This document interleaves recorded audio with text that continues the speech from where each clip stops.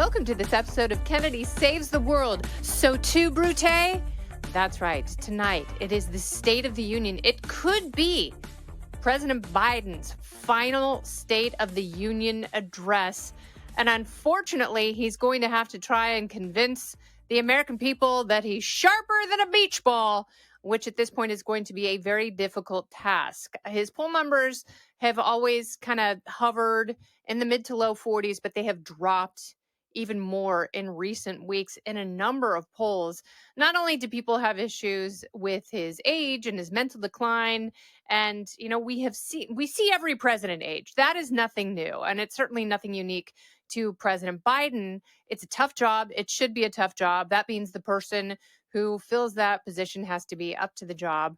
And, as we saw recently from Ezra Klein, a lot of people want to make excuses and they want to say, well, no, the president is really good at being president. He's just not fit to run for president. But the reason running for president is such a test, it's so Americans have confidence that the person they vote for has the stamina to actually do the job, which is, by definition, very difficult, as it should be. You are the leader of the free world. There's a lot at stake. So the president has to soothe everyone instead of just trumpeting his made-up accomplishments and tell people they're doing really great when many of them, a majority of them, are still feeling the economic pain that was imposed on them during the pandemic and has only continued to worsen in areas like inflation. And even if the numbers spell a better picture for people, the fact that they are still feeling the pinch of higher prices in food, housing, and things that plague them every single day, that's not enough to justify numbers that to them are theoretical. The world that most people are living in, they're still financially strapped. You have an entire generation of people who is finding it very hard to pay off student loans and afford their first house, especially with high interest rates, which is what, of course, the Fed is doing to try and tame inflation. So the president can't start off with his make-believe scenario that this is the best, most successful presidency of the modern era. It's not. People aren't dumb. People don't trust him. They don't trust his mental faculties to continue with the job. They also see that the country is moving in the wrong direction. 72% in a recent Fox News poll, they see the country as not going in the right direction, and they don't trust this president to continue leading them.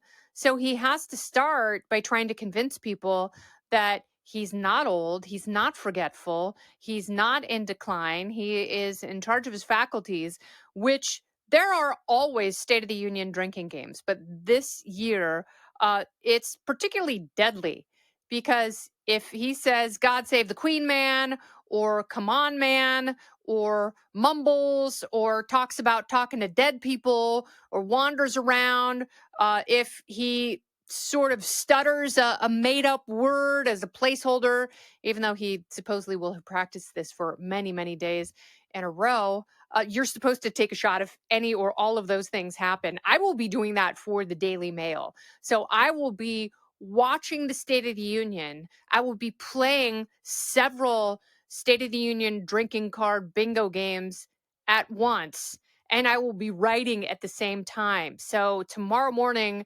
when I file this for the Daily Mail, it might be from an ER with bags full of IV fluids on each arm. Don't go anywhere. More Kennedy Saves the World right after this. Just because I think the president is more likely to follow through with every fumble and misstep that is expected of him tonight, all while he's trying to convince everyone that everything is hunky-dory and he's amazing. Now, having said that, Joe Biden does occasionally come through in big moments. There are times where they are able to rest him for days and put God knows what. I mean, I'm only assuming that he has his own miraculous fluids. I would love to know what's in there. Like whatever company or brain trust is putting together the cocktail that is mainlined into our president's arm to give him bursts of energy and competency in fleeting moments, they need to bottle and sell that because I can't imagine a person alive who has struggled with their memory or their energy level who wouldn't want that, because there are times where it appears that, they shove them in a hyperbaric chamber. They do God knows what with external fluids, and then he emerges and he looks and acts like 10 years younger. Makeup alone can't do it. A good night's sleepy sleep, that's not going to do it for him. But I would love to know what he's doing, because I think that is $1 billion industry, especially if they can maintain it, which at this point they have not been able to. Maybe this president will tap into the reverse aging resources, which so many people clamor for, and they would pay good money for. And they certainly, there would be plenty of venture capital flowing into that if he can, in fact, reverse age. And maybe that's something he will announce tonight. Or maybe it will be a plot twist. Like, remember the movie Dave? When he becomes president because he's the president's doppelganger, and then he fakes a major seizure stroke at the end. I'm so sorry to ruin the ending for you, because I'm sure you were going to do that. When he is a fake president during the State of the Union, and then Ben Kingsley becomes vice president. I wish Ben Kingsley was vice president. That would be great if it were literally anyone but Kamala Harris. So that actually, I think that was a bit cruel and a bit dark, because on one of the State of the Union drinking game bingo cards, dies with a little gravestone was one of the choices, along with "Come On, Man." And I really truly hope for our country and for the president's family that does not happen. We don't need that level of prescription strength chaos. But I wouldn't be surprised if there is an interesting plot twist. This certainly would be a good occasion to announce that he's not going forward. And then, the vice president would just assume that the tiara is going to land on her head. Of course, Gavin Newsom and Gretchen Whitmer are going to tag team and elbow her out of the way, and then they will fight over the tiara. If that could all happen tonight, that certainly would be a bonus. I think that this might be the Royal Rumble, and then we're going to see SummerSlam happen at the DNC a little later in the year, and that's when the real fireworks will begin. That's when the Hillary's fireworks barge sort of sets in Chicago, and then we will see the actual fireworks. But tonight we may see a few bottle rockets, maybe some whistling Pete's, a Roman candle or two, maybe an M80. But also something to look out for tonight, which has become customary during State of the Union addresses, and that is heckling. And the heckling, by and large, has come from Republicans in recent years. You lie! I think Lauren Boebert piped up last year, the year before.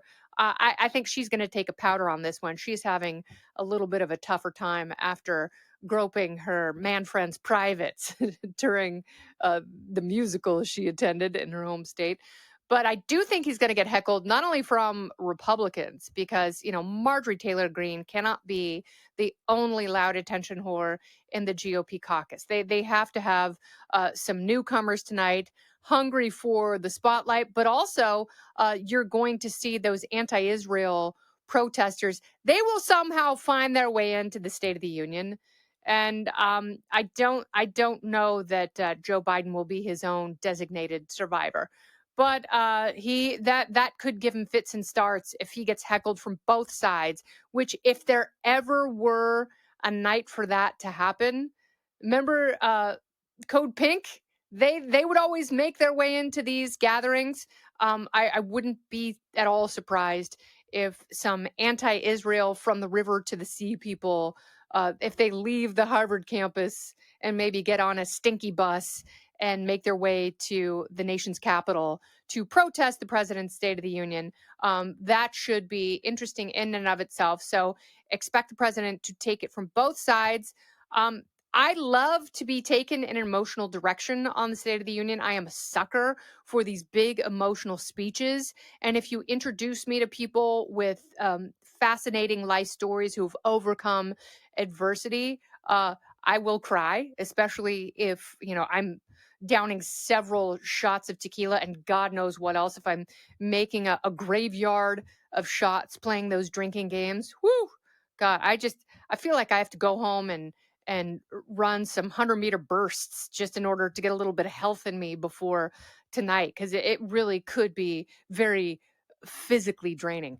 But the president, he will take so much heat. It will be an explosive night. He will not be able to make the case that I want to hear aside from the emotional stories. What I would like to hear is that by executive order, he's getting rid of several federal agencies, Department of Commerce, Department of Education, the IRS, to name a few. That would be great if that happened. I don't expect that's going to happen. I don't expect that he's going to talk about, doing any meaningful reform or cost cutting. He's not going to lower taxes. He's not going to lower the capital gains tax or the death tax or anything else that might be meaningful, the things that Wall Street actually likes. But after he makes the case that he's not a complete worthless stumblebum, then he's just going to talk about stealing your money and spending it in ways that you will never see the benefit. So there's a lot to look forward to in the State of the Union, particularly tomorrow's hangover. So I will meet you for that. This has been Kennedy Saves the World. I'm Kennedy. Listen ad-free with a Fox News Podcast Plus subscription on Apple Podcasts, and Amazon Prime members can listen to this show ad-free on the Amazon Music app. Oh, go ahead and leave me a review while you're there. I'd love to hear what you have to say. You've been listening to Kennedy Saves the World on the Fox News Podcast Network.